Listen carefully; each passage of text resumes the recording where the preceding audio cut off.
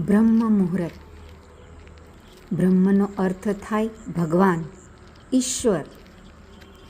તેથી બ્રહ્મ મુહૂર્તનો અર્થ થાય છે ઈશ્વરનો સમય. બ્રહ્મ મુહૂર્તના મહત્ત્વને સંસારની દરેક સંસ્કૃતિએ પોતાના શબ્દોમાં વખાણ કર્યા છે. માન્યતાઓ અનુસાર 4 થી 5:30 સુધીનો સમય બ્રહ્મ મુહૂર્તનો માનવામાં આવે છે. આ સમયે લોકો બેસીને તેમની આધ્યાત્મિક પ્રક્રિયાઓ કરવા માગે છે, જેથી તેમને સૌથી વધારે લાભ મળે. બ્રહ્મ મુહૂર્ત એટલે સર્જકનો સમય. આપણે એને આ રીતે જોઈ શકીએ છીએ. તે સમય છે જ્યારે તમે પોતાને બનાવી શકો. તમે સવારે બ્રહ્મ બનશો, જેથી તમે પોતાને જે રીતે ઈચ્છો તે રીતે બનાવી શકો. આ સમય એવો છે જેવું આપણે બનવું છે તેવા બનવાની તક આપે છે. કહેવાય છે કે કોઈ પણ કાર્યને પૂર્ણ કરવા અને સફળતા મેળવવા માટે સખત મહેનત અને સારી યોજનાની જરૂર હોય છે. પરંતુ ક્યારેક વ્યક્તિનું નસીબ એવું હોય છે કે મહેનત કર્યા પછી પણ ઈચ્છિત પરિણામ મળતું નથી. આ માટે બ્રહ્મ મુહૂર્તમાં જાગવું પડે. ઘણીવાર આપણે આપણા ઘરના વડીલોને બ્રહ્મ મુહૂર્તમાં ઉઠતા જોયા હશે અને સાથે સાથે એવું કહેતા પણ સાંભળ્યા હશે કે બ્રહ્મ મુહૂર્તમાં ઉઠ્યા પછી કરેલા કાર્યો હંમેશા સફળ થાય છે. બ્રહ્મ મુહૂર્ત એવો સમય છે કે જેમાં મનુષ્યનું મસ્તક એકદમ ખાલી હોય. આ સમયે દિમાગ પર શુદ્ધ અને સ્વચ્છ પ્રકૃતિના વાતાવરણનો પ્રભાવ પડે છે.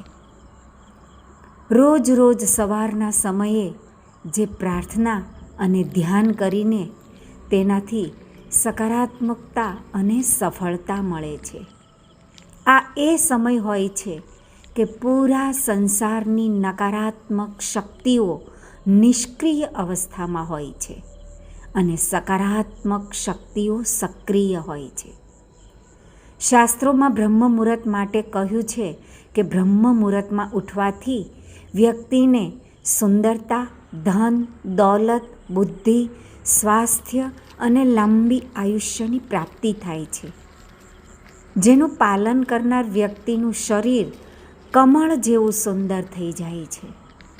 આ સમયમાં ઉઠવાવાળા વ્યક્તિ હંમેશા સુખી રહે છે અને પૂરો દિવસ ઉર્જાવાન રહે છે.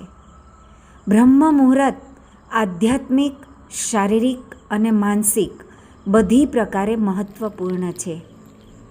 એ સમય છે જ્યાં વાયુ એકદમ સ્વચ્છ અને લાભદાયક હોય છે. આ શુભ સમય છે. મંદિરોના પટ પણ ખોલી દેવામાં આવે છે અને પૂજા શરૂ થાય છે. બ્રહ્મ મુહૂર્તમાં કરેલું ધ્યાન, આત્મવિશ્લેષણ અને બ્રહ્મજ્ઞાન માટે સર્વોત્તમ માનવામાં આવે છે. બ્રહ્મ મુહૂર્તમાં ઉઠવાથી માનસિક તણાવ, ચિંતા અને નિરાશા જેવી વિભિન્ન માનસિક બીમારીઓ પણ દૂર થાય છે. વેદોમાં બ્રહ્મ મુહૂર્તને બહુ જ મહત્ત્વપૂર્ણ બતાવવામાં આવ્યું છે. કોઈ પણ કામને બ્રહ્મ મુહૂર્તમાં કરવાનું બહુ જ ઉત્તમ માનવામાં આવે છે. આ સમયની અમૃત તુલ્ય હવાથી સ્વાસ્થ્ય અને બુદ્ધિ બંનેમાં વૃદ્ધિ થાય છે. એવું કહેવાય છે કે જે લોકો બ્રહ્મ મુહૂર્તમાં ઉઠે છે તેના ઘરમાં દરિદ્રતા ક્યારેય રહેતી નથી. હવે આપણે જાણીએ કે ઉઠવાની શરૂઆત કેવી રીતે કરવી. સૌથી પહેલાં ઉઠી આપણા જ હાથમાં આપણી જ હથેળીના ભગવાનના દર્શન કરીએ. આપણી જ હથેળી જોઈએ અને ઈશ્વરને નમન કરતાં કરતાં કરાગ્રે વસ્તે લક્ષ્મી, કરમૂલે સરસ્વતી, કરમધ્યે તુ ગોવિંદ, પ્રભાતે કર દર્શનમ. આમ આપણા હાથના હથેળીના દર્શન કર્યા પછી ધરતીમાં પર પગ મૂક્યા પહેલાં ધરતી માતાને વંદન કરીએ. હે ધરતીમાં, સમુદ્રવસને દેવી પર્વતસ્તન મંડલે વિષ્ણુ પત્ની નમસ્તુભ્યમ પાદઃ સ્પર્શ ક્ષમસ્વ મે. હે ધરતીમાં, મારા પગનો સ્પર્શ તમને થાય છે, મને ક્ષમા કરજો. અને ત્યાર પછી નિત્ય કર્મ અને સ્નાન કરી બ્રહ્મ મુહૂર્તમાં ધ્યાન કરવા માટે બેસવું. અને પહેલું કહેવું, બ્રહ્મા મુરારી સ્ત્રીપુરાંતકારી ભાનુ શશી ભૂમિ સુતો બુધશ્ચ ગુરુ ચ શુક્ર શનિરાહુ કેતૌ કુર્વન્તુ સર્વે મમ સુપ્રભાતમ કુર્વન્તુ સર્વે મમ સુપ્રભાતમ. ઈશ્વરની કૃપા પ્રાપ્ત કરી અને તમામ પ્રકારની નકારાત્મકતાનો નાશ કરી અને ઈશ્વરના ધ્યાનમાં મસ્ત થવું. અને મંત્ર જાપ કરીએ. ઓમ નમો ભગવતે વાસુદેવાય. ઓમ નમઃ શિવાય. ઓમ નમો અરિહંતાય.